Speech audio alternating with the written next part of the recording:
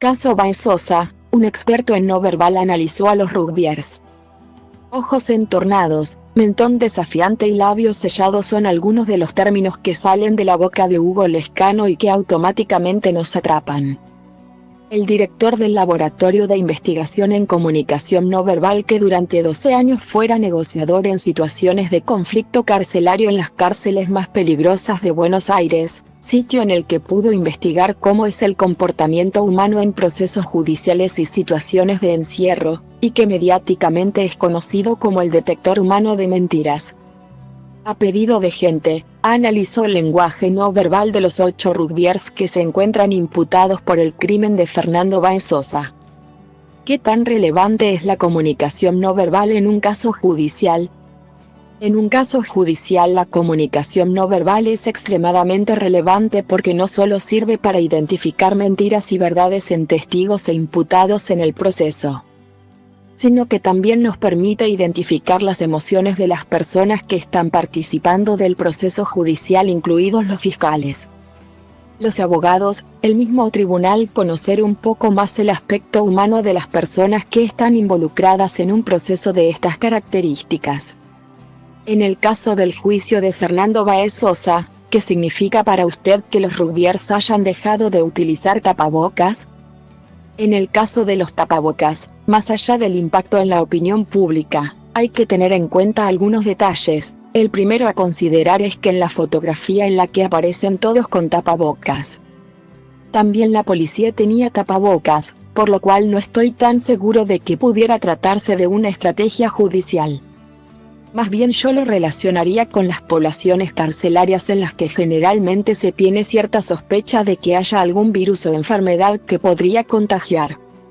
Por lo cual, la recomendación de utilizar los barbijos podría venir por ahí. Lógicamente que después el abogado de la familia Baez Sosa, Fernando Burlando, hizo pedidos expresos para responder a la expectativa social y judicial de que se le vean las caras a los jóvenes imputados. Es que la sociedad entera quería ver a los jóvenes imputados compungidos, con cara de arrepentimiento, entristecidos, llorando, quebrantados emocionalmente, y a priori eso no ocurrió. Leyendo sus expresiones, ¿qué descubrió en cada uno de ellos? Los ojos entornados de Lucas Bertozzi, en un contexto de encrucijada como este, refieren al abatimiento, a la resignación. Esa es su emoción preponderante.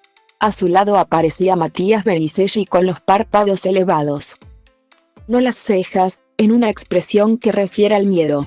Fue casi el único de los jóvenes que escuchó atentamente la acusación con miedo.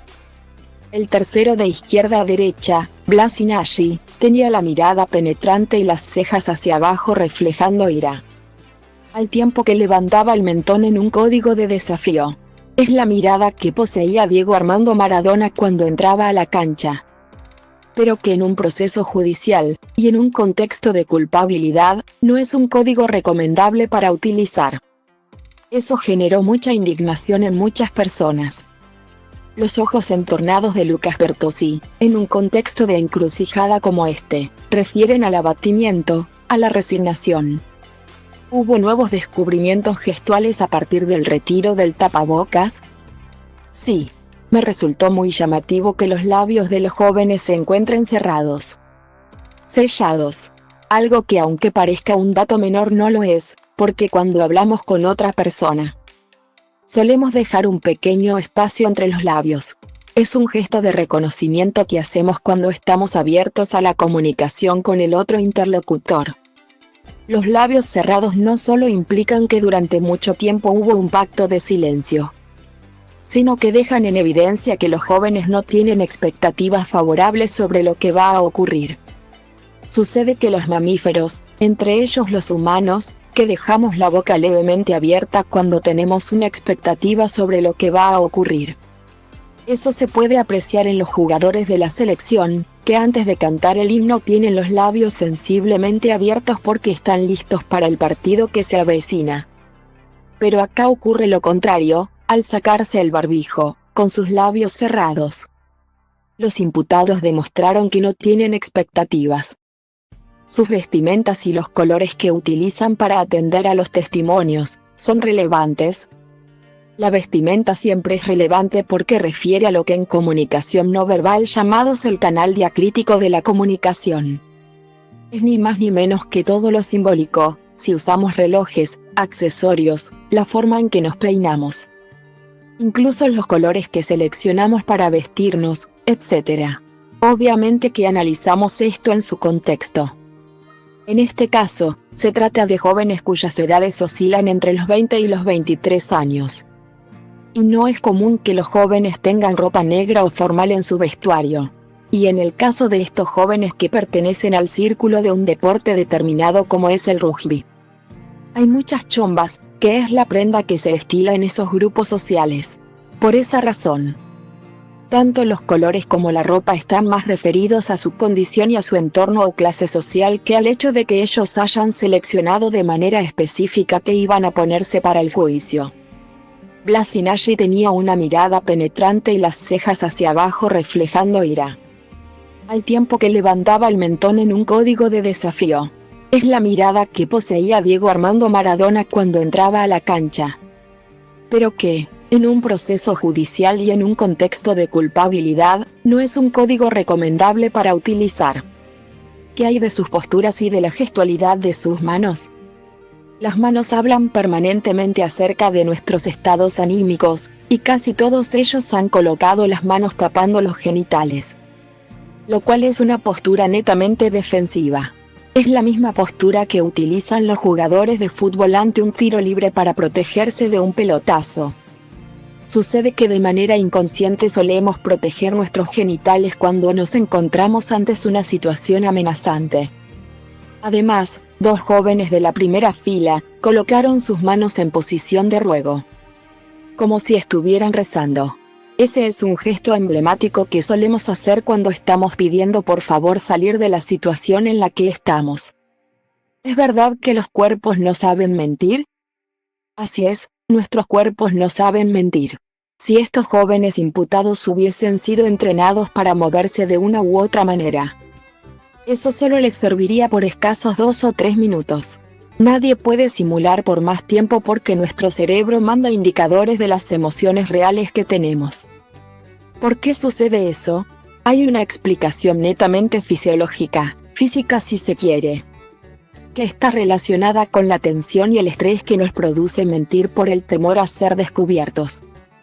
Es tan grande la tensión que acumulamos cuando nos movemos de una manera que no es genuina, que si esa tensión se acumulará permanentemente y pudiésemos mentir siempre con eficacia, cada 2 meses tendríamos una ACV chica, un accidente cerebrovascular.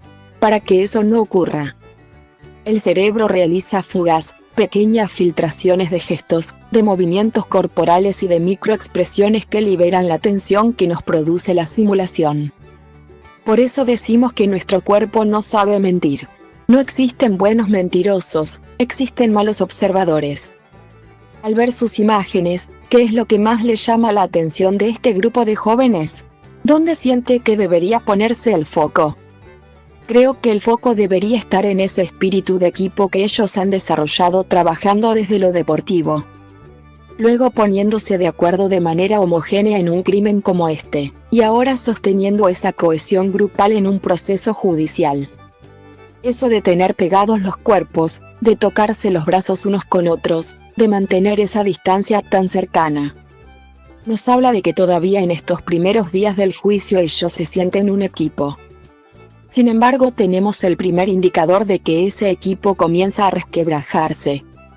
El primero de la derecha, Lucas Pertossi, adelantó sus brazos para no tocar los de su compañero. Eso lo hacemos de manera inconsciente. Nuestro cerebro no nos deja elegir de manera racional las afinidades afectivas. Nuestras emociones nos ganan de mano y es por eso que tratamos de despegarnos, de no hacer contacto físico con aquellas personas con las que ya no nos sentimos a gusto. Y aquí comienza el primer indicador, un joven que no quiere que su brazo toque el brazo de su compañero. Esto sucede porque comienzan a haber quiebres dentro del grupo de imputados, lo cual es algo que suele ocurrir en los procesos judiciales de estas características. Y, en lo personal, creo que a medida que nos aproximemos al final de este proceso, Cuando se empiecen a dar cuenta que algunos van a tener una pena diferente que otros. El grado de quiebre y de desencuentros va a ser mucho mayor y se va a ver reflejado en las distancias corporales.